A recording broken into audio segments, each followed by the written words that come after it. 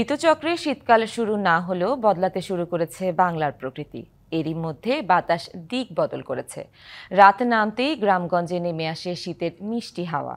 এমন আবহাওয়ায় রাজবাড়ী বটতলার দেশি মাছের বাজার পেয়েছে অন্য রূপ। মাছের রূপালী শরীরে সূর্যের আলো ঝিলিক দিয়ে ওঠে। সেই আলোতে মুখর বিক্রেতা আর ক্রেতারা।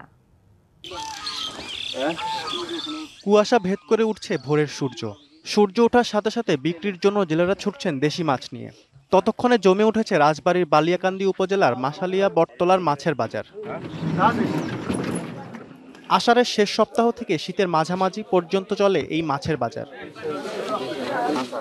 এখানে পাওয়া যায় পুঁটি, টাকি, শোল, রয়না সহ দেশীয় মাছ। শীতের সকালের দরদামের সাথে ক্রেতা বিক্রেতাদের মুখে হাসি। ভোর 6টাতে জায়গা 8টা বাজার মেলে। টাকি মাছ, শৈল মাছ, কই মাছ, জিয়েল মাছ, ট্যাংরা মাছ, পুঁটি মাছ এগুলো পাওয়া যায়। হাতিমোহন, বিলপুটিয়া এই সমস্ত মাঠের তরতাজা মাছ।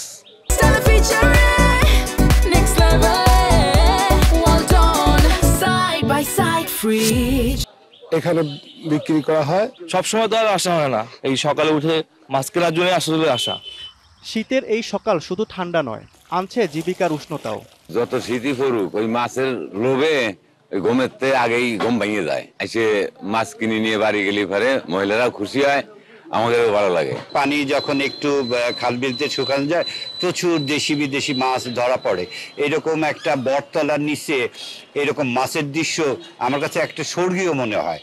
দেশীয় মাছ সংরক্ষণে জেলেদের নানা ধরনের পরামর্শ ও সচেতন করে যাচ্ছে প্রশাসন।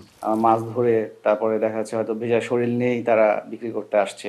অন্যরকম একটা আনন্দের বিষয় আর কি। এখানে একটা দেশি প্রজাতির মাছ কেনা বেচার কিন্তু একটা উৎসব একটা ইয়া থাকে এই জায়গায়। নদী, জাল আর বাজার সব মিলিয়ে এখানকার মানুষের জীবনের অবিচ্ছেদ্য অংশ এই মাছের বাজার। শীতের আগমন তাই স্থানীয়দের জীবনে আনে অন্য এক বৈচিত্র্য। DBC news desk.